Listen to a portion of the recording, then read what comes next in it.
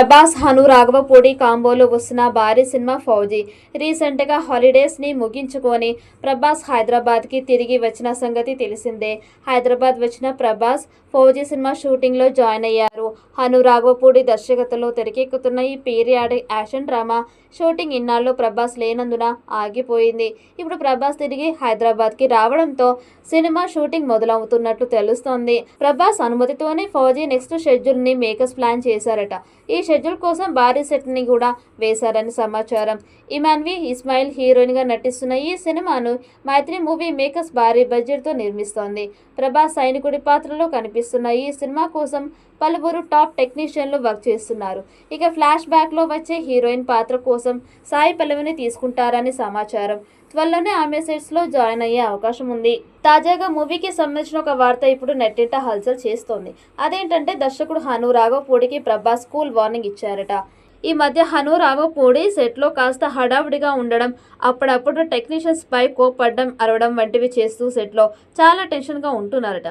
అయితే ఇదంతా మంచి అవుట్పుట్ కోసమే అయినా కూడా తన మూవీ సెట్లో అలా ఉండకూడదని భావించిన ప్రభాస్ హను రాఘవపూడిని పిలిచి కూర్చోబెట్టి హడావిడి పడద్దని, కూల్గా ఉంటేనే మంచి అవుట్పుట్ వస్తుందని స్వీట్ వార్నింగ్ ఇచ్చారని ముచ్చటించుకుంటున్నారు.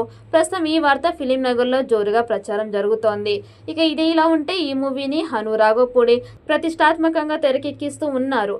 ఇటీవల ఇంటర్వ్యూలో ప్రభాస్ కోసమే తాను ఈ కథ రాశానని, ప్రేక్షకులను సర్ప్రైజ్ చేసే ఎన్నో విశేషాలు ఇందులో ఉన్నాయని హను అన్నారు. కొత్త కథని ఈ సినిమా ద్వారా చెప్పదలుచుకున్నాము. ప్రభాస్ ఉన్నారు కాబట్టి ఈ సినిమా ఇప్పటి వరకు ఎప్పుడూ చూడని ప్రపంచంలోకి తీసుకువెళ్తోంది. పీరియాడికల్ యాక్షన్ డ్రామాగా ఈ సినిమా రూపుదిద్దుకుంటోంది. విభిన్నమైన కథ, భారీ బడ్జెట్తో సిద్ధమవుతున్న ఈ చిత్రం ఈ ఏడాది చివరిలో లేదంటే వచ్చే ఏడాది విడుదల చేసే ఛాన్స్ ఉంది.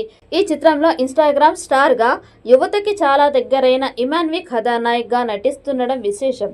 దాదాపు 200 కోట్లతో ఈ సినిమా రాబోతోంది. పాన్ ఇండియా స్థాయిలో అన్ని భాషల్లో విడుదల చేయబోతున్నారు. ఈ చిత్రం వచ్చే ఏడాది విడుదల చేయాలని ప్లాన్ చేస్తున్నారు.